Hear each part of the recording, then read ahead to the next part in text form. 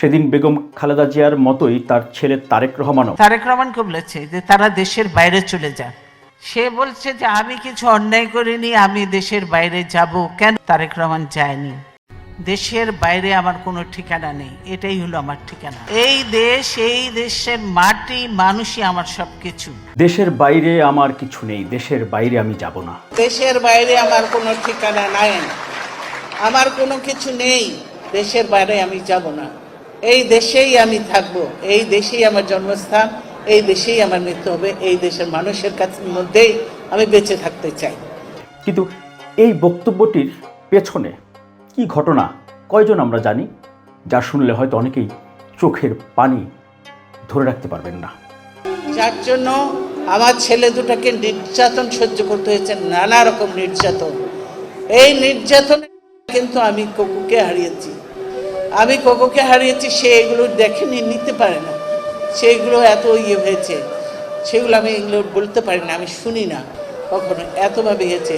তারেক আল্লাহর রহমতে আল্লাহ বাঁচিয়ে দিয়েছে, দেখছে এখনো, কিন্তু তার পা নিয়ে সে এখনো পা ঠিক মতো করতে পারে না, এখনো ঘোরাতে হয়, তাও কষ্ট করছে। বিদেশে রয়েছে, কি করবে, চিকিৎসার জন্য প্রয়োজন।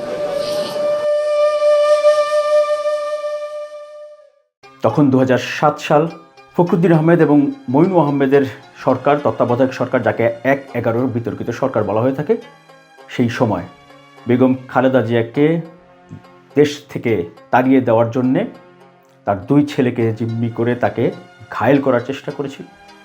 আমাকে দেখেছে, আপনি না গেলে আপনার 2 ছেলেকে আমরা নিয়ে যাব, আমাকে মুখের সামনে বলেছে। কিন্তু বেগম খালেদা জিয়া তখন আপোষ করেননি, তখন সন্তানদের মায়া তিনি করেননি। এই আপোষহীনতার কারণে বেগম খালেদা জিয়ার চোখের সামনে দিয়ে তার 2 ছেলেকে নির্যাতন করতে করতে নিয়ে যাওয়া হয়েছে। তারপর নিয়েও গেছে তারা, তাদের উপর কি অত্যাচার করেছে আপনারা দেখেছেন। একজন তো সেই অত্যাচারের কাটিয়ে উঠতেই পারেনি বলে সে আর ফিরে আসলো না ওর কাছে। তারেক রহমান এখনো কিন্তু অসুস্থ, যে যায় সে দেখে, এখনো তাকে চিকিৎসা নিতে হয়। আল্লাহ তাআলা তাকে হায়াত দারাজ করুন। একজন মা তার 2 সন্তানকে দিয়ে দিয়েছেন, কিন্তু সেই মা এই দেশের সঙ্গে, দেশবাসীর সঙ্গে, দলের নেতাকর্মীদের ছেড়ে যাননি, আপোষ করেননি। আমি দেশের বাইরে যাইনি, তারা দেশের বাইরে যায়নি বলে আমার পরিবারকে এত সাফার করতে হলো। তারেক রহমান কি শারীরিক অবস্থায় এসছে আপনারা দেখেছেন। যে আল্লাহ তাআলা জানে বাঁচিয়ে দিয়েছি, এটাই আল্লাহর কাছে শুকরিয়া। কোকো গেছে, কোকো ভীষণ খারাপ অবস্থায় গেছে।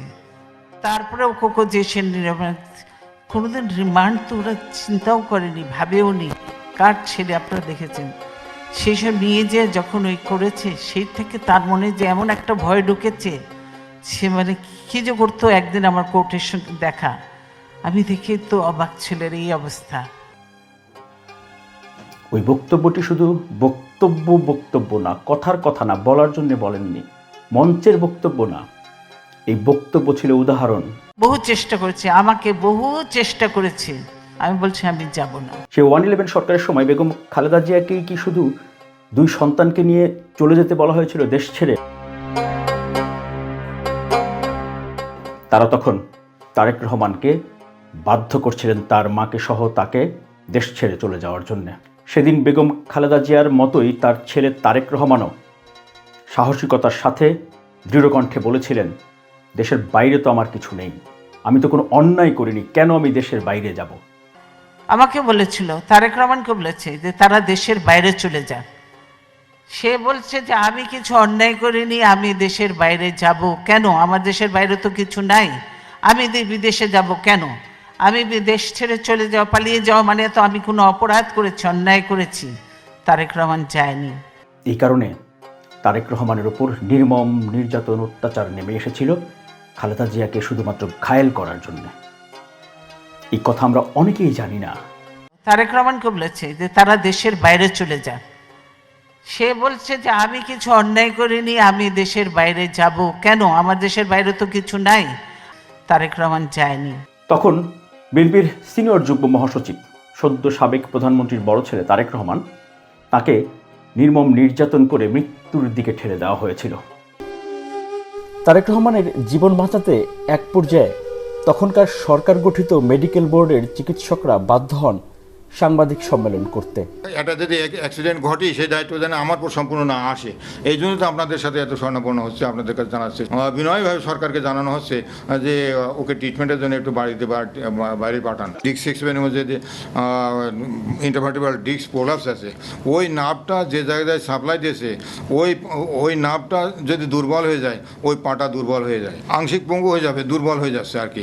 এবং আমার চিকিৎসকরা যা বলেছেন তাতে উনি নামাজ পড়েন, কিন্তু চেয়ারে বসে উনি নামাজ পড়েন, কারণ ব্যান্ড হওয়া, উনি এখনও ব্যান্ড হতে পারেন না, কাজেই উনি নর্মাল মুভমেন্ট করার মতো অবস্থাতে তো উনি নাই। যদিও আমাদের এখানে দীর্ঘদিন আমরা চিকিৎসার কোনো ত্রুটি আমাদের হয় নাই। সেই 2007 সালের বিতর্কিত 1-11 সরকার যখন 2008 সালে ক্ষমতা হস্তান্তর করতে চাচ্ছেন, তখন বেগম খালেদা জিয়াকে বিএনপিকে শুরুতে প্রস্তাব দেওয়া হয়েছিল, কিন্তু বেগম খালেদা জিয়া মঈনুদ্দিন ফখরুদ্দিনের সঙ্গে আপোষ করে ক্ষমতায় বসেননি। মঈনুদ্দিন ফখরুদ্দিন তো আমার কাছেও এসেছিল, আমি তো তাদের ডাকে সাড়া দেইনি, আমাকেও ক্ষমতার কথা বলেছিল।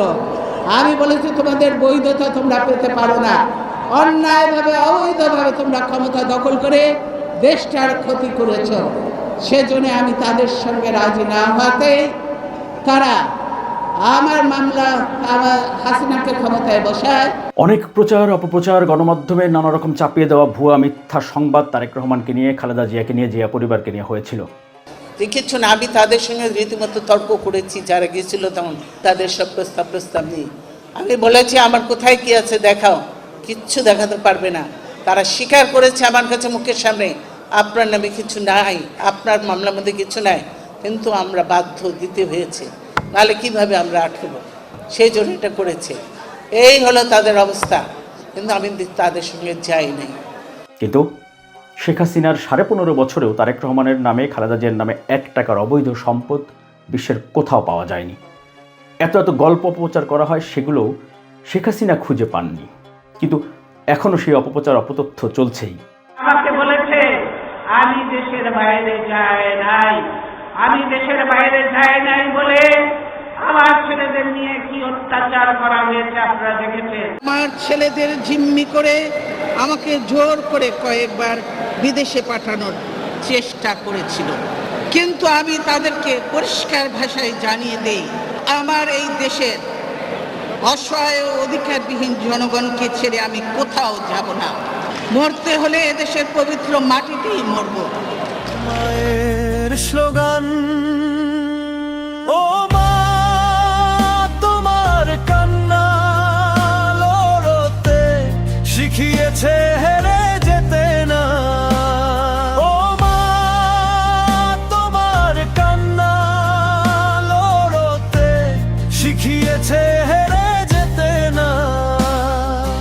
আমাদের ভাই ফিরবেই আর হেরে যাব না, বাঁচার মতো বাঁচতে হলে লড়াই ছাড়ব না, স্বৈরাচারকে আর ফিরিয়ে আনব না।